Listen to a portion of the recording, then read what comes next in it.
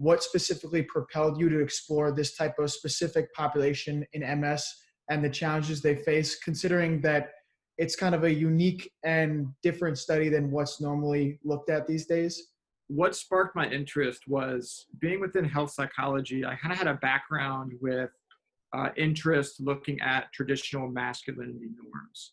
I did dissertation research where I looked at masculinity development in men from different cultures.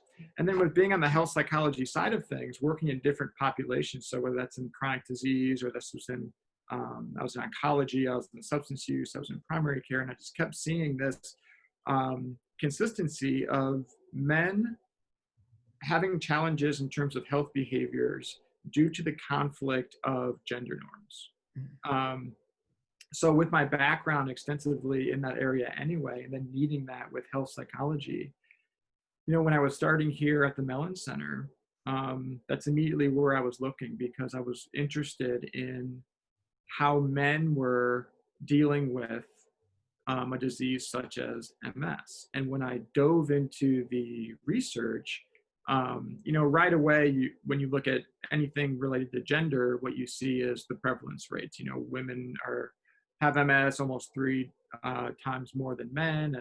And you didn't see a lot of either resources or just interventions or just much mention about men dealing with MS. So that was one area where I wanted to explore more. And really there was a void in the research in terms of looking at some of the variables that I'm interested in. So in terms of kind of rigidly adhering to gender roles, because I just think about, before I even got started, I thought about the premise of it, right? So I think about us as men trying to adhere to gender norms based on societal pressures is difficult in general. So I was already in the literature looking at gender role strain and gender role conflict and things like this, where men just on a societal level have a difficulty in terms of living up to gendered expectations, whether that being a provider, being the breadwinner, being a strong man, being, independent, being emotionally restrictive. I mean, it's hard to do all of those things. And it's also hard to do all those things in many different situations. And that's where men kind of find a lot of strain is, for example, maybe being emotionally restrictive here doesn't really work here, right? And being the provider here doesn't really work here. And so that's where that strain comes from, just on the overall general level. And I think about MS, and I think about men dealing with physical disability, cognitive disability, increased levels of things like anxiety, stress, depression.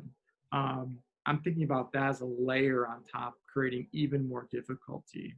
And when you think about that, so if you have men really rigidly adhering to traditional gender norms of being the provider, being the breadwinner, being the independent, strong person, right? Maybe athletic and all these roles that we want to stick to, and then we're diagnosed with MS, and that just gets completely flipped over, right?